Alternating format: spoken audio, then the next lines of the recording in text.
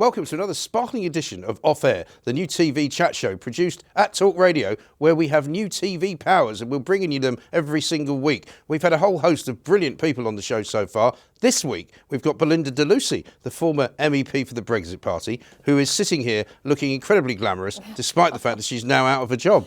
Belinda, welcome to Off Air and thank you for coming in. A pleasure. I don't think I've slept for the past 48 hours or since the adrenaline hit. Well, it's on been Friday quite night. a busy weekend, hasn't it? I mean, I must say, I was unfortunately struck down with some ghastly bug last Thursday, which prevented me from going to a great party on Thursday night, which I had to miss, unfortunately. The Brexit battalion of journalists who were all sort of meeting up at a very nice hotel. And I was determined to be better so that I could attend the party that you guys were all organising on Friday night. And I managed to do it. You just drank through it. I can't, it's the first time for, I think, probably decades that I couldn't face having any alcohol.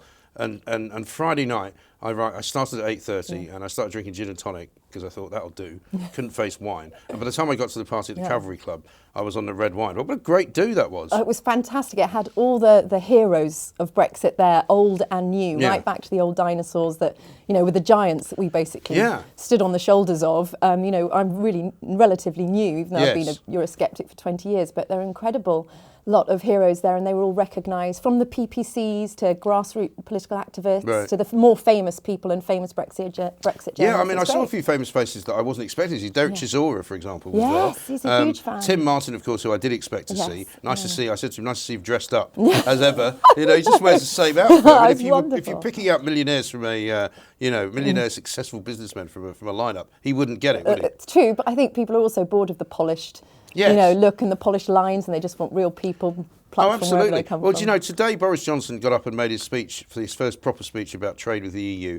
And it was great. And he was talking about, turning from Clark Kent, the mild-mannered trading negotiator, into Superman. And I'm sure there'll be loads of cartoons about that with Boris in his underpants and all that. Yeah. But I mean, the point is that he kind of speaks to people, doesn't he? He does. And actually, for me, I found the speech quite emotional because this is exactly what we wanted to hear and we've been hoping for. We just didn't hear it early enough on in the Brexit debate. When he was talking about diverging from EU regulations, that's exactly what we've wanted. And I also think it helps keeping the union together, because I think for Scotland to rejoin the EU at any time, it's going to be actually harder for them if we diverge from EU regulation. So I do think it's also a way of keeping the union together if we diverge. Yes, and also listening to him and looking at what is now possibly available and achievable, you would think you would go mad to want to go back the other way. I mean, why on earth would you not want to have multiple negotiations going on with multiple countries at any given time, rather than waiting for the phone to ring where Michel Barnier says, OK, we've done the deal,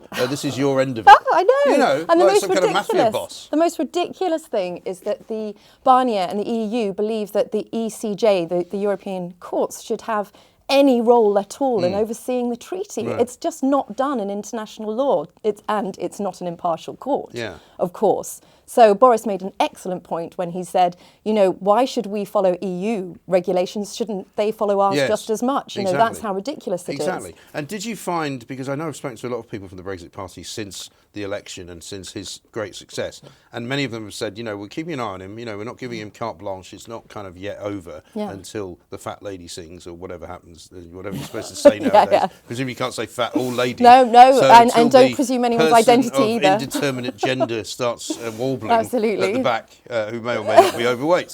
Or so struggling ridiculous. or challenged in some way. I mean, they've changed the language to a point where, there's such a rebellion against it, though, don't you find? Absolutely. There are many of us now who just go, I'm sorry, I'm not putting up with that. Not having it. And I think Brexit is actually the start of something so much bigger. It's about the people fighting back from this weird sort of self-identifying as this, that and the other. Of course there are people in need. Of course there are people. But I think 0.01%. But what they're not in need of is the language being reinstituted for them so that the certain words aren't said. And that I have to replicate someone else's truth when it's not my own. Right. Absolutely not. No, I think we should fight against that while being compassionate to those who are sensitive to it. I think absolutely that's right. a reasonable there's been some very interesting things happen to me over the course of the last few days. I watched Joker for the first time over the weekend. What a great film. It's scary. But it was really scary, but also brilliant in its way. And what I really liked about it was the way that it kind of, in some ways, mirrored some of the stuff that's going on in our society now, in terms of the ordinary people of Gotham getting fed up with philanthropists, wealthy people, like Wayne, preaching to them and saying, don't worry, I'll set you up with an institute over here, or maybe I'll give you some charity over there. There's a foundation over here, you can gain an education. And they're going, no, we just want to have a good job, and we want to have some money, and we don't want to be dependent upon you. Well, the mask slips, though. So these people who think they're the new Messiah and they're going to save their silly peasants from themselves, we've experienced so much in the UK, and I think on the 31st, when we had Brexit night, a lot of the Ramonas who had been sort of quite self-righteous and ticking us off actually turned very, very nasty and actually showed their true colours, that they're quite bigoted snobs and see the working class as some sort of Neanderthal. What did the Independent write about knuckle dragging? Well, that's literally saying the working class are less evolved and they need to be told how to think and feel because we can't trust them with democracy. And of course, it's appalling. These are the people who think they know better than everybody else. The Jolyon morons, as I call him, of this world. These barristers who think, I've been to law school, so I know an awful lot about the law. Yeah, well, you might do, but you haven't won any cases, mate, and you keep losing. So and, I've always said a great metaphor for Ramonas was that Jolyon Moore started off last year in a court of law trying to derail a democratic movement and trying to stop something which had been voted through by a majority of people in this country, quite legally, but by the end of the year, he was kind of, deranged and crashing a baseball bat into the skull of a fox which was trapped in his chicken wire. It's part of this terrible derangement syndrome, and I just want it to end now. And all the vile tweets that are coming out. In fact, Labour MP came out with gammon from Wales, I think. I mean, it's vile and it's racist and it's prejudiced, and they were frantically predicting a whole load of hate would explode on the 31st. Not from us, not from the Brexiteers. We're quite a tolerant bunch. But of course, on Friday night, it was a big group of people, thousands of people, in my estimation, rather than the hundreds that the BBC said had turned up. And of course, there are one or two idiots. But, I likened some of the reporting on some of the idiotic people as it's a bit like going to a football match and saying everybody's chanting racist slogans because there's a guy at the back doing it. Of course you're going to have nutters on both sides. Yeah, of course. But, to characterise that Friday night scene in Parliament Square as anything other than good-natured, patriotic and fun, it's entirely wrong. It shows you how scared they are, because if they have to misrepresent the truth, then I think they're feel very under threat because they've actually realised the little people do have the power. We are their boss. We can switch off the BBC when they're going on about, the crowd being too white or only being a few hundreds. We can now get rid of our MPs. We have the power, and I think it's frightening. And I think it's that loss of control that bothers them the most, because they can't imagine what that's been like. They can't brainwash us anymore. And also, they haven't met any normal people, a lot of these things. I mean, I've talked to loads of people about this, particularly the coverage of the election and the whole coverage of Brexit, generally speaking. Because, when I was probably at the back end of, I did go to university, but I didn't finish. I wanted to be a journalist. I got into it. There were still people coming into newspapers who considered it to be a trade, who went to journalism school, learned shorthand and became reporters. And they were ordinary members of their communities, and they would happily go to cover a local wedding as they would to cover the local courts and the local council chamber. It suddenly became this kind of area of expertise for people who went to public schools and people who went to Oxbridge, and they all started turning up in newsrooms.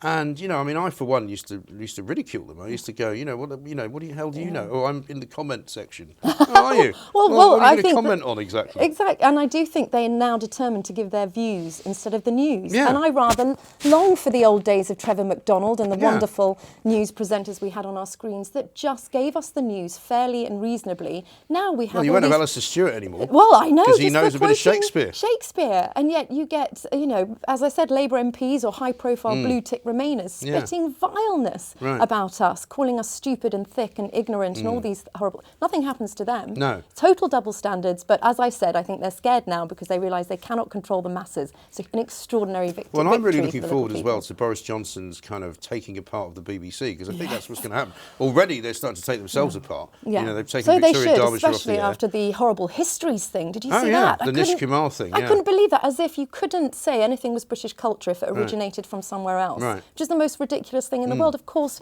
tea is part of British culture. Of course, it originated in India, but that doesn't make it the drinking of it any less of a British culture. Exactly. But they're determined to shame us, to make us self-loathing, and in the classrooms it's happening as well. I've got 4 daughters in school at the moment. I keep an eye on what they're being taught all the time, because there's this sort of shaming of your history and your culture going on that's just not acceptable. And the BBC are part of the problem. No, they really are. And they're so entrenched in it as well that they don't really understand what the problem is, because, again, they don't mix with ordinary people. Yeah. Very few ordinary people end up working at the BBC. That's you know, true. they have all come from very nice middle-class backgrounds, the same as all the people in Extinction Rebellion. You know, this whole kind of, very posh death cult, yeah, that it's one. a very posh death cult. But, you know, in order to take loads of time off from working, you have to not need to work. I mean, most people, I loved another great symbol of the new Britain for me was that business in on the Jubilee line when they got on top of the trains out in Stratford, and the ordinary people. And I get on the Jubilee line every day, and I look down the carriage, funny enough, today,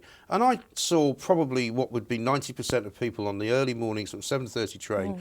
Ordinary manual workers going to work. A lot of them weren't English. Some of them were black, some of them were brown, some of them were obviously Eastern European. They're all in London, they're all paying their taxes, they're all working. And that, to me, is what we're all about. And, you know, these tossers, for want of a better word, I don't know if I can say that on this programme, you know, trying to prevent them from going to work and then getting dragged off the top of the train. I thought it was magnificent. Wonderful. There are so many moments like that that I think are really changing the path that the UK is on now. It really feels positive, and like common sense is being brought back to the table. And again, with the terrorist atrocity in Streatham, I do think this rethinking of early release, which was an idiotic thing to do without scrutinising each suspected terrorist or criminal. What were they thinking? And now common sense is coming back to the table, and the Liberals are going to scream about it. But it will win in the end. It will have to win, and because I was saying this morning on my show, that you've got to somehow get to a point where you treat people who are basically brainwashed into the killing of innocents because for some reason they think it's going to get them to heaven quicker, or they're going to die doing it. You know, these are not your common or garden criminal. This is not the guy who's stealing your car, or, you know, maybe snatching your bag, or even being a moped gang or something. You know, these are people who have got an absolute and utter, you know, death wish. They're not going to be rehabilitated. No, they should be put in jihadi jails. I think there's one up in Durham, but they should be all over the country. There should be jihadi jails so they cannot poison and infect other inmates with their vile radicalism. They should be separated and have, harsh treatment. They shouldn't be holiday camps. I'm sorry, but we need to get much tougher. It's not just about, you know, rehabilitation. It's actually about protecting the public. That's why we put them away. It's about taking the risk of violence against the public away and containing it. So I'm all for full sentences, except under, you know, extraordinary circumstances. Now, when you went into the European Parliament last May, when you won that amazing election result for Nigel Farage, and I think you became overnight sort of the biggest one single party in the European Parliament with 39 members, I think it was. It was 29, Was it 29? Sorry. It was an incredible time it must have been for you, because you've said you haven't been involved in politics all that long. I mean, it must have been a bit nerve-wracking. It was terrifying, actually, because at the time, being a Brexiteer was still quite scary. It was a very hostile environment.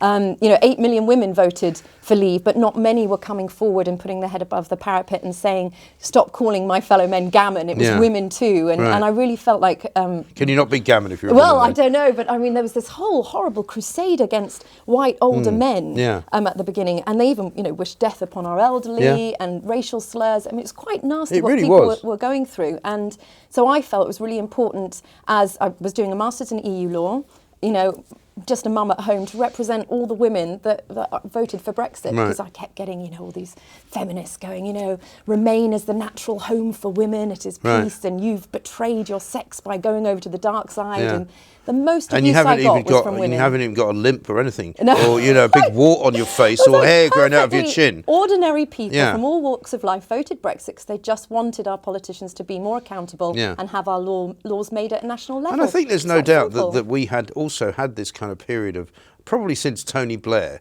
of this kind of... It's funny because there was always, I suppose, a superior political class, but Margaret Thatcher had a way of kind of somehow communicating with the people.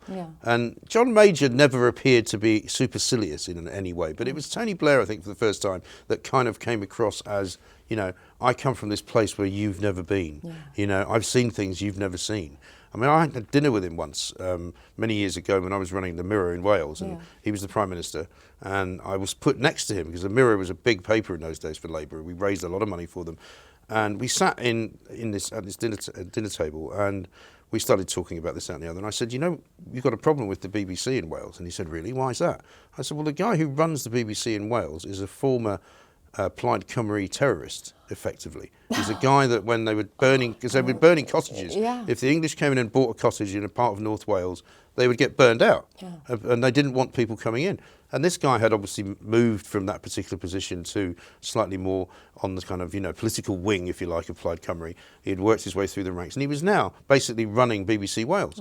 And I said, you are never going to get any traction here, particularly over independence for Wales, if you do not make sure you keep an eye on this guy. And he had no idea. No. He said, really? He said, that's absolutely staggering. He said, why have my people not told me about this? I said, well, I'm telling you, that you need to keep a very close eye on it.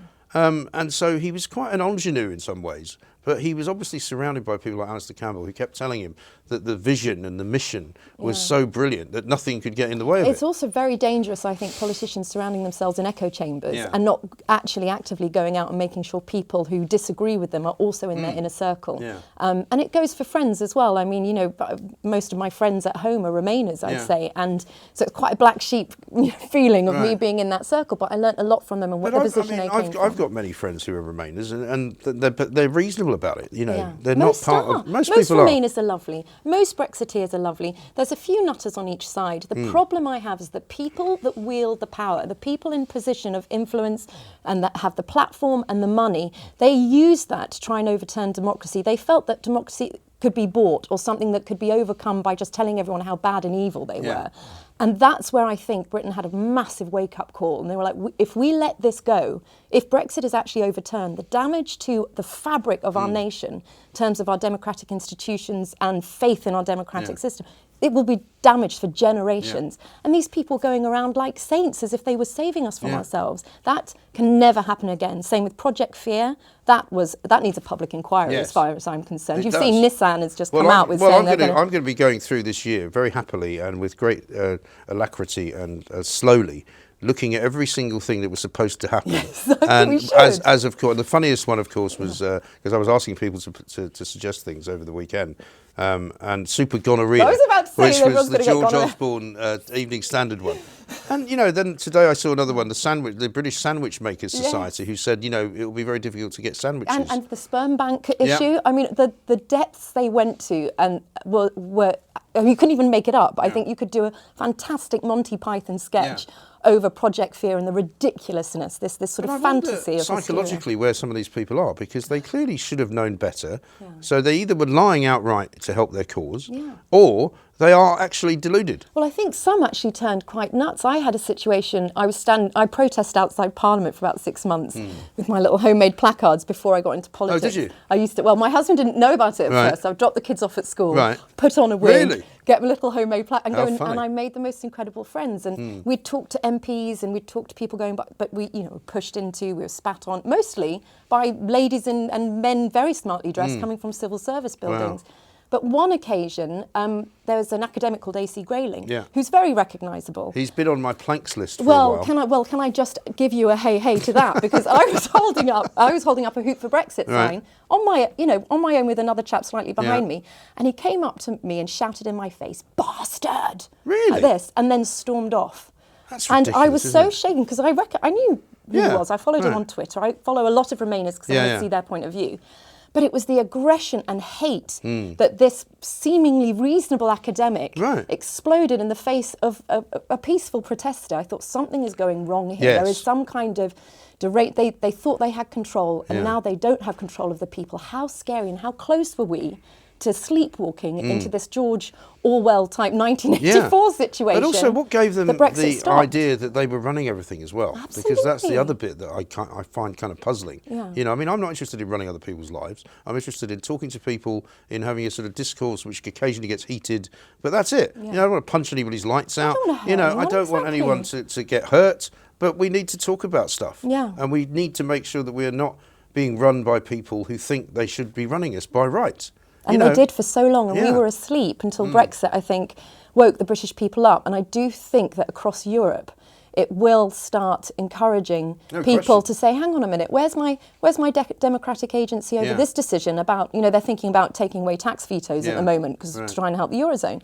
But if you take away vetoes, you're taking away democratic agency from people who can no longer vote for an MP who can decide tax in their national parliament. These things are serious. And well, I said to your friend and colleague Alex Phillips when she was sitting where you're sitting that, thanks to guys like yourselves who went to Brussels and actually reported back, because nobody else did. No. I mean, I didn't know what was going on in Brussels until the Brexit Party went there, and you guys started sending videos back. Martin Daubney was doing it. Yeah, I mean, he was brilliant. Claire Fox. I mean, there's so many incredible speakers. I learned so much, and I mean, from your point of view, when you got there. You must have been, as I said, not only nervous, but it must have been a very weird place to be. I was shocked about how soulless the chamber felt, that it wasn't vibrant like our House of Commons with debate and proper questioning. And do you know why that is? They built it in a circle they to built make sure there's no nastiness. Well, they've put the left on one side, or the right on one side, and the very centrist, reasonable Europhiles in the middle.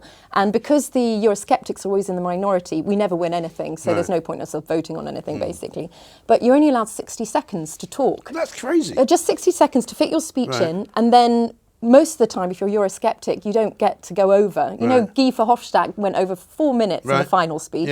Nigel was cut off straight away on the second. He was cut off for waving his flag, wasn't he? His final. Don't show any love for your country. I mean, in a way, it was a bit like those people who try and impeach Donald Trump. I mean, what better method of convincing all of the people in Britain that we want to get out? Because you switched off his microphone because he raised a flag? Really? Exactly. They find that so threatening because for the EU to run smoothly, they have to get rid of basically national identities, parliaments. They want this big blob, this huge landmass of buyers and sellers, and that's kind of what they're after. And they pretend this is a fig leaf. The European Parliament's a fig leaf, and that's what I found quite depressing.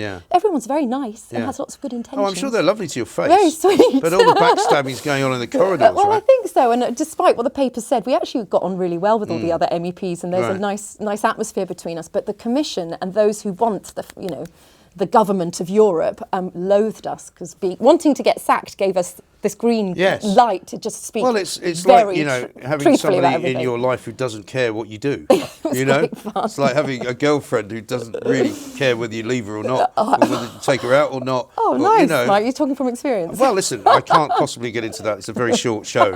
I can't go into any of that sort of personal detail. But tell us a bit about your experience with the feminists there as well. Well, I thought while I'm there, you not have to join a committee, but I wanted to join the Women's Rights Committee because it's called FEM, because I felt like feminism wasn't representing the majority of women anymore. It became obsessed with equal outcomes. It's been hijacked, hasn't it? It's been hijacked by a minority of extremists that I think are leading it into somewhere very scary. And they want equal outcomes, whereas the majority just want equal opportunities. They have this weird conditional feminism where they speak out about Trump saying the pussy word and the outrage about that, but stay very, very quiet on the grooming gangs in the UK and stay very, very quiet about Iranian women being raped and tortured in prisons for removing their hijab. Also, they don't like talking about Bill Clinton's habits much either, right, no, so it's very conditional. So they choose a virtuous cause and they support women, which they think will be, PC. So all the poor girls that are suffering abuse, you don't want to talk about them. But you know why? Because they're a working class. Well, that's exactly. the bottom line, isn't it? Or the perpetrators are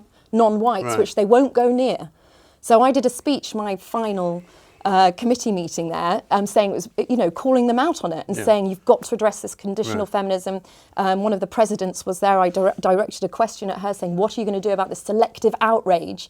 And also about women not being accountable for how they hold women back.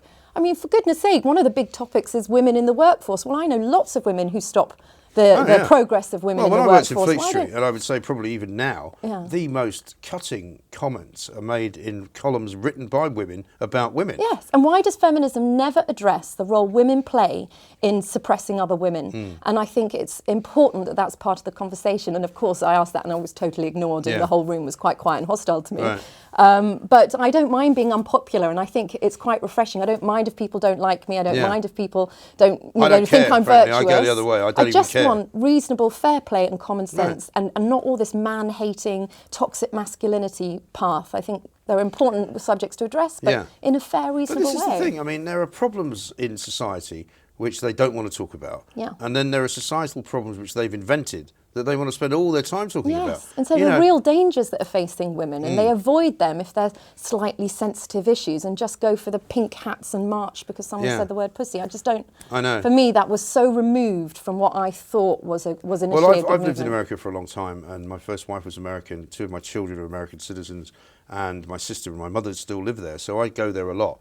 And my sister, who is naturally probably a sort of, I call her a champagne socialist, she's a Democrat, but even she is now going, this whole Trump derangement thing is ridiculous. The Democrats are never going to get in a month of Sundays or in, 5 terms unless they get rid of this kind of ridiculous attitude that, let's spend all our time trying to impeach the president and failing. Yeah. I mean, who came up with that idea and thought it was a good one? It's just not, they've lost their way. And I think, liberalism... Like the Labour Party have here. Labour Party and also the Liberals. I used to look up to the Liberals and look at Paddy Ashdown and the Gladstone, these great Liberals in the past that gave us so much. They've completely lost their way, become anti-democratic, preaching, slightly hypocritical, I think, as well. And I just think, thank God for the Brexit movement. I think it's sparked off so many positive changes I think for it the totally UK. has. I mean, we saw on Friday night as if we didn't need to see. But the cheers that went up when Margaret Thatcher's face came up on the screen, Tony Blair's face came up booing. I mean, it's the new showbiz. Politics is the new showbiz. And people are engaged. And and there's no accident that Talk Radio's figures have gone through the roof. That we've started to do TV stuff as well, because people are hungry for it. They're sick to death of this kind of lefty-driven agenda. Where you have to have a panel of people who are made up of lots of different identities. Just pick the best people. I know. I was thinking that Scarlett Johansson at the BAFTAs, I think it was last night, was saying. Well, even Prince William's doing Prince it William, now. It's a shame this, it's a shame that women weren't represented either. And I'm thinking, you know what? Martin Luther King had that wonderful phrase saying, I hope one day my children get judged on their actions rather than the colour of the skin. If there is a problem, then it's a problem in us maybe not encouraging enough people at school, enough women and ethnic minorities to go into film directing at school. Because I cannot imagine the BAFTA Commission sat there and said, right, we're not going to have any women, we're not going to have any ethnic minorities because we're sexist and racist, and let's just pick white men. I'm sure it wasn't like that. I've not actually seen some of the films coming out of America, though, that have many, many great black actors in them. Yeah. Lawrence Fishburne, you Wesley Snipes. I mean, you go through the whole gamut of them. I mean, it was an idea that there's no recognition for any of these people. It was an absolute joke, right? Yeah. And also, coming from Prince William, when was the last time you checked on the ethnicity of the royal family? They've suddenly got somebody in there who claims to be black, who I would suggest is no more black than quite a lot of people of mixed race. And apparently now they're all woke in the royal family and they want everything to be... Well, how about we say to the royal family, I'll tell you what, why don't you get a bit more diversified before you start telling everybody else what to do? Perhaps, and I do think there are issues... it's not good enough just to marry somebody whose mum was a BA stewardess. Yeah, that doesn't count as diversity. That's true. I think there is an issue. I do think we need to encourage, ethnic minorities and women to go into different areas like film and things like that, but that's at a school level. I think that will help. But and why don't we address them sensitively and fairly instead of always shaming people? Well, here's the other thing, right? And Trevor Phillips is very good on this because he's a really intelligent guy who's seen, racial relations change in this country from a very long time ago. I knew him when he was president of the National Union of Students back in the sort of, late 70s, early 80s. And he will tell you that, there's plenty of black and Asian people in the media, for example, in the BBC and the Guardian. But guess what? They're all privately educated. They're all kids from very middle-class households. They've all got very nice parents who are doctors and diplomats and scientists and professors.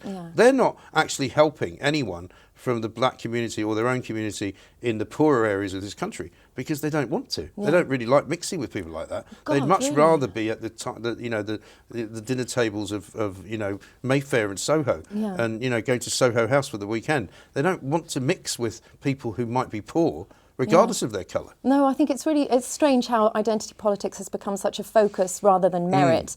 I mean, the whole all-women's shortlist that the Greens were wanting in the cabinet or whatever it was was a terrible idea. The idea that I'm going to tell my daughters, for you to succeed, men have to step aside. It's quite damaging identity politics because everyone of every colour is born equal and can hopefully, with support at school, get to places where they want to go. And we just have to encourage it that way rather than constantly demonise and shame for not representing everyone all the time. Right. Because you can't. I mean, I also, don't think you can. You could take that kind of, idea that's been put out by people like Noam Chomsky, which is that, there's no point pretending to be unbiased because you're biased. Everybody is.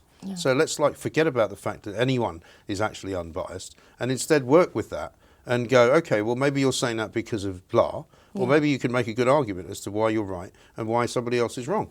But you can't go around pretending like people on the BBC do that they're all. I'm very unbiased. It says I'm unbiased. Yeah, you know, I you know. can be balanced, Oh, it's but you're never getting going a to be funny unbiased. old world, isn't it really now? is. So what's next for you then? What are you going to do now?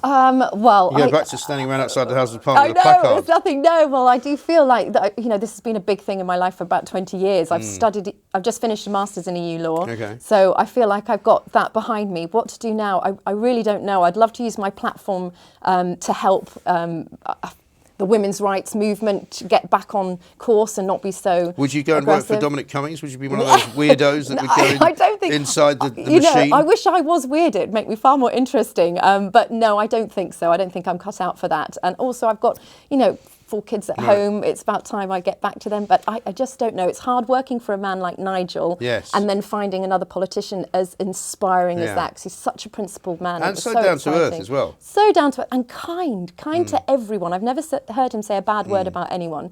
And to go from working with him to another politician who'll maybe compromise or Yeah. needs to brown nose this, it'll be a really hard jump for Yeah. me. So who knows? He may need me in the future. I'll be there for him. Well, it'll be interesting. Belinda, thank you very much indeed. Belinda DeLucy, that's off air for this week. We'll be back next week with another sparkling edition of the greatest TV chat show that's ever been made.